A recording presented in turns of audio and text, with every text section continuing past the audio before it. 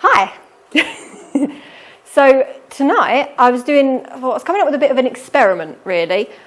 First of all, the topic started as hard light versus soft light, but I wanted to go into that a little bit deeper than just what it is. I thought we could do a little bit of playing. So, because hard light isn't just one thing, soft light isn't just one thing, there's different sort of variations of it.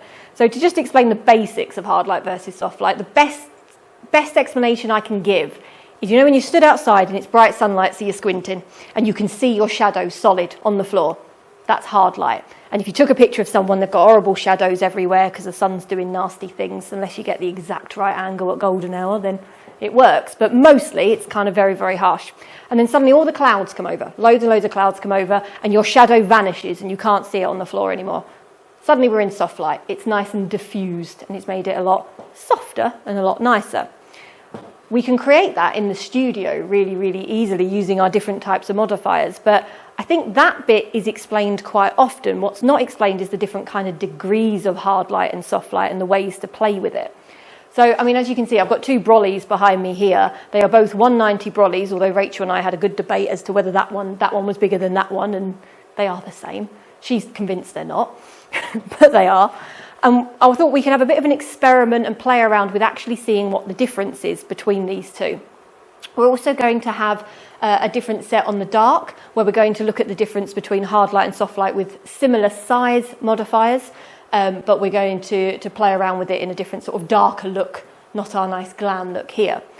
Once we've had a little bit of a play in this sort of set, what I'm going to do is show you how I would light our lovely model Monet over here in a hard light set and in a soft light set. So we're going to go over a full setup of what I would do, and yes, it's going to be my level of crazy with as many lights as I fancy adding and whatever I want to do, because I've already sort of planned it, and one of them may have 5 lights. We'll see what happens. The other one doesn't, it's fine.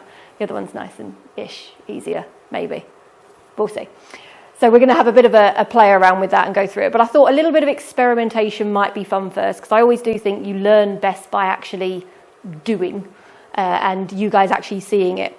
I do have some challenges for you guys later on the dark set over there. I'm going to pick on Richard specifically, as usual. Best pay attention. Absolutely. I've got a plan. But what we do, we're going to have a bit of experiment. Now, while I get a few things set up and move a few things around, Steve has had a lot of experience in his career as a hair and beauty photographer using different types of light, and I think his input would be absolutely invaluable here. So I'm going to pass you on to Steve. Well, don't worry, I'm not going to spend too long talking to you all. Right, as Steph said, in terms of hard and soft light, I suppose I worked with both sets commercially quite often. And I presume you've all got a picture in your head already of what a soft light portrait, for example, would look like and what a hard one would look like. But very often, I used to relate, and I think it is, if you do your own printing especially, I think it helps with photography, the actual action of taking pictures when you print stuff, because then learning the contrast ranges and what they mean becomes much more apparent when you're holding a physical print. Looking on your phone or your computer, you just sort of look at things and you relate to it. Yeah, it looks hard lighting, but you don't think about it too much. When you start printing it, that's when you realise how deep those shadows really go. When you're wanting detail in them and the screen has got detail and you're suddenly not printing it, you learn where that balance is when you're actually setting lights up. And a lot of the cases when I was shooting hair and beauty, obviously they want the models to look really gorgeous because they're going to sell products. When you walk through Boots, all the pictures that are selling the makeup of all these really glossy looking pictures with all the makeup is quite high impact, and of course sort of the briefs are always to have a nice soft beautiful image, but we really want to see these colours. Well, the two don't really mix. If you already know, if you've played with lights at all, you know the softer the light, the more muted you can make colours. The harder the light, the contrast increases. So I always used to think about lighting in terms of my prints. So whereas we've got hard lighting in the studio, we've got contrasty prints, and we've got in soft lighting we're going to have more diffused looking prints with more high key type of prints. However, it's not a direct comparison, because whereas hard lighting produces contrast, you can still have contrast in a really soft portrait. For example, somebody in a white room in a black suit or a black dress and you shoot those, by definition that picture is high contrast. There's not very many midtones. It must be high contrast, but it can still be soft and very beautiful. And this is where one of the problems came across for me, because whilst they wanted to produce very soft pictures, they wanted the definition as well. And the two don't mix very well with softboxes. With these kind of lights, maybe, but when you start using big softboxes, that light becomes very diffuse. And people with maybe straight, dark hairstyles end up just looking quite blocky because the light can't separate all those details very well. So you need a hard light. I've got one example because it's boring listening to me. So that would be an example of a soft light. I presume we can all see that.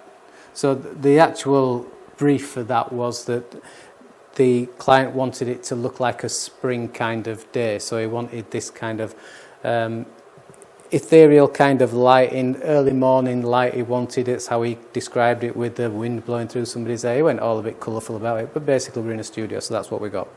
And so this is the type of lighting we use, but you can see the hair needed that definition, and whilst it's all nice and soft down here, we need definition around there. So white softboxes create the softness, and then silver lights create all the contrast and put that back without destroying what you're doing with the actual features on the face. So we've got a mix of lighting, and in this one, this was a bit more direct. So you can look at these more closely if you wish in a minute. But so this is an example, and I'm showing you this one because this looks like soft lighting, but this is actually hard lighting. And it's hard lighting positioned so we don't create the shadows, but we do create the definition, the separation. I mean, the colour background that we're choosing, which is a champagne colour with a blonde wearing this kind of outfit, it's getting high key, but they still want a bit of impact with the picture. So you need to actually shoot with a silver light. So what I did with this one was actually mix large softboxes with directional silver lighting. So she was lit from the front with very direct, hard lighting, which was then softened by the softboxes taking the edge off it, but not too much off it. So again, a mix of lighting. So that's why you can't think of hard lighting as really contrasty. I would say this is contrasty. It's got a good tonal range, but it's also soft. So it's not quite as simple to say hard lighting will create a hard looking picture or a gritty, grainy looking picture. You can create something that is still very in the terms of beauty advertising by using hard lights. And in fact, most beauty advertising will be shot with hard lights. If you look at them when you're looking at adverts in magazines, or again, Boots is a good example, what are on the makeup counter, you will notice very sharp, defined shadows on all those images. And that can only be created by hard lighting. I thought I had the print here, but I've got that many prints all over the place. I couldn't find it here. It's probably at home. But if you can see that, that's also a definition. That is hard lighting and used in a hard way. If you want to look at this closer up later on, you can come and have a look at them. But we've got a very deep shadow which has been created around the nose and especially down on the neckline. But that's what's creating the shape. This is a good example of me actually when I used to go on these jobs and the client said we want a grey background and we want some nice soft lighting, and that's what Steve did. Because as soon as I saw the hairstyle I thought, you're going to kill that. The colour, it was actually a shoot for the colour, it was a Weller colour that had come out, and I thought you're just going to actually kill that. So while I was setting it up, I cheated a little bit. I did actually set a grey background up and I got the model sat down, but then I just used a couple of honeycombs, one on the background and one on the model. And I actually gelled the background light. So when the picture came up on the screen as I was shooting, I just heard everybody straight away went, oh my God, that looks amazing. I thought, you did say grey and soft, and you think that's amazing. So I just carried on. We had 4 models that did the whole shoot like this, and nobody said a dicky bird about the brief I'd been given a few weeks beforehand. So I thought, so I got away with it. But so you don't always listen to your clients when you know better. But anyway, so that is an example of hard lighting, and it can still look good. Obviously, look at the head position. If I'd have done that with looking directly at me with the position to the right side, it would have looked much more messy. But look at the colour on this side, draws your attention up there. So you can use hard lighting to create beauty pictures very easily. Okay? Has anybody got any questions about anything else? I usually should think everybody's going, oh my God. what's happened. Well, I think a few weeks ago, we took some pictures using gobos in a Zoom spot, and some of you were lucky enough to be there. But let's see, again, hard lighting, but used in the right way, it can actually look quite nice. And I think if I can find my example on here, which is the most clumsy way I could ever pick to do this. I may have to show you this at some other point when I find what I'm doing. But as we were using the gobos, because they create shadows and shapes, they can be an increase in contrast in your picture, because you've got these heavy shadows with these defined edges and shapes. But if you position the light in such a way that the light hits the model's face, it actually turned out to be quite soft, didn't it? And so you had this contrast of a soft light on somebody, but then this pattern cast across them and the background. It sort of plays with your head a little bit, that you've got a nice soft looking portrait with all this hard lighting going on. But it's a good example of being able to mix the lights. And you've got to choose your subjects. You can't use it for everybody. You know, I think many of our clients that walk in here, if suddenly Steph produced a couple of spotlights and put that on them, they won't be very happy about the lighting they're getting when they've seen some of the pictures. But on the other hand, with the right client, it sort of takes the breath away and they go, wow, and they look completely different. So hard lighting, soft lighting. As you see here, this is a good example of a very hard silver light because it's very smooth. We have other examples where it can be more stippled. Generally with something so smooth like this, it can create sort of a sharper edge but a softer silver light, whereas one that's stippled will increase the contrast a little bit more. And it was a trick that I often used with big lights. I would use lights, soft boxes of this size to light a model, and the picture would look a little flat. So all you then do is get a silver light, purely a silver light, and just run it alongside your lighting. I would put it in the same place as the head. If you look at that big soft box over there, it's a big diffused front cover. You could easily put a light in front of that and it will not show up in the picture, but it can be a silver light just to throw a little bit more back towards the model, because that's doing all the diffusion and you just want a concentrated pool of harder light just to bring out the details. It could be anything from defining hairs to bringing out stitching in clothing. But either way, that little bit of contrast kick makes all the difference to your pictures. Of course, that's getting things a little bit complicated, you know, and that's a little bit advanced when you start mucking about with lights like that. But as you do more, and like today when we're comparing these differences, step by step you can see what each one does. And if you think about it, for those of us that have looked inside soft boxes, such as the small one over there, the small Octobox, they're silver lined to make them most efficient at doing their job of throwing the light out there. Then there's a diffuser which is on the inside about halfway down. Now that's because it's a direct light, i.e. the head is on the back of the softbox, so the light is going directly through there, so that inner diffuser is white. It softens some of the light travelling towards the subject, plus it also sends some back into the softbox, puts a little softer edge on it. And then there's the front diffuser to make it finally the soft light that it is. But if you want something more contrasty and soft, then you just take that front diffuser off, because automatically you are mixing silver with white and you get a boost in contrast. So it's all quite logical when you start looking at actual equipment. You can still have more definition even though you're close. But what happens with shadows is shadows disappear a little bit more. In fact, if you're so close, there will be shadowless. So the further away you get, even with a large softbox, you will start increasing contrast. Of course, you have heard people talk about the fall-off as well that lights have, and that's simply from where the light hits the shadow it creates and how that shadow changes. A light that's close to the subject has a rapid fall-off because of its exposure. When you're close to a light, if let's say we're shooting at f11 and it's a metre away, if you get closer to that light source, then you're going to have to use a smaller aperture. And the light fall off, if you start measuring it so closely, falls off more quickly. The f-stops drop off so much more rapidly. But when you're further away, the f-stop doesn't drop off as rapidly because you're reaching its limits. Much like when you're outside and the sun's lighting everywhere, from one side of a football field to the other, the light is exactly the same. But in the studio, we have a fall-off where the power diminishes the further away we get. And the closer we get, ironically, it sounds weird, but it falls off more quickly because the exposure is measured where it hits and where the shadow comes from behind that. So fall off can be quite shallow or it can be quite abrupt.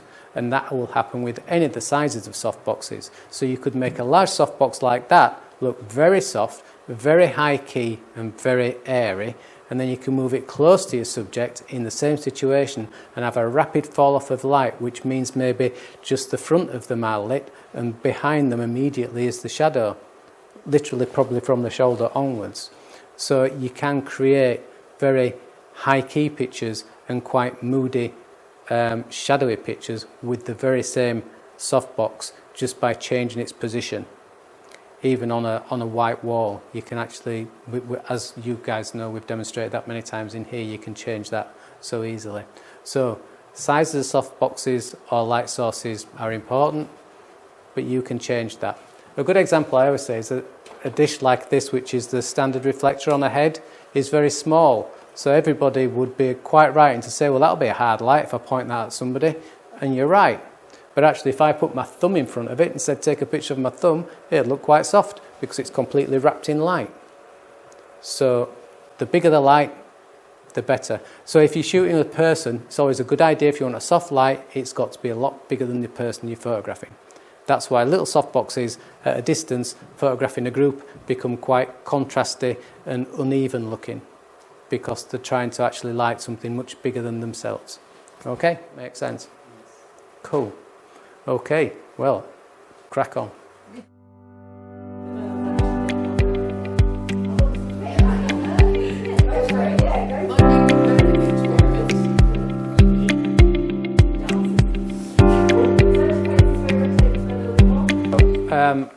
Just one light this time, but just to complicate things, one's on group 3, one's on group 4. Seeing as though we're using... we have this one is the Octobox Deep 70, much used by a few people in this room. And in comparison, we have a Fresnel, which is kind of like the Hollywood style kind of lighting you get from a Fresnel. The Fresnel, for those that don't know, refers to the piece of glass that's in the front, because it's obviously, it was invented by a French guy, Fresnel, spelt Fresnel for those that want to pronounce it incorrectly. So it's quite a focused kind of light, and it, like I said, most often used, it's the style of like the 40s and 50s Hollywood style lighting. So it produces some deep shadows, some very clean separation between the light and the dark, so it's very hard-edged shadow. But it can also be a very soft light. Obviously, if you're familiar with the Hollywood lighting of the 40s and 50s, that lighting was quite glamorous looking, so for a hard light, it actually produces very soft results when used correctly. Often used with 2 or 3 lights. I think probably, for me, probably the most famous photographer using it was Hurrell, doing all the Hollywood portraits of the stars of the time. If you haven't seen Hurrell's work, then I would check it out and have a look, because it's got fantastic examples of what this light can do. So that's basically it. We've got, the comparison is the Deep 70. Now, we're using a deep softbox because a deep softbox is known for producing good modelling, i.e. it creates definition by use of its focused but soft kind of light. So it will produce a nice shape on cheekbones and necklines and things like that, rather than a very large softbox which will flatten that. So basically the light will hit a cheek and create the shadow, whereas this one will have a completely different look. Not too much, but it depends where you stand, etc. But I'm using a meter. Doesn't often come out, does it? But so we're on, as you would expect, this one's f8. I think the other one will be close by now, but it's that heavy to pull it up and down. It's just staying where it is, I'm afraid. It's just not going anywhere. That's 10. So it's 2/3 up from that. But no doubt with the way all these cameras work, I'm sure they'll have a different opinion. So you're in the f8, I mean f9 will cover both. If you don't want to too lazy to move your dial a third of a stop, you know. So F9 should cover you both. But anyway, yes, the usual. So who wants to have a go? And you're not shooting me, by the way. No, not having any of that nonsense again. Is that model in that light? She's quite feathered.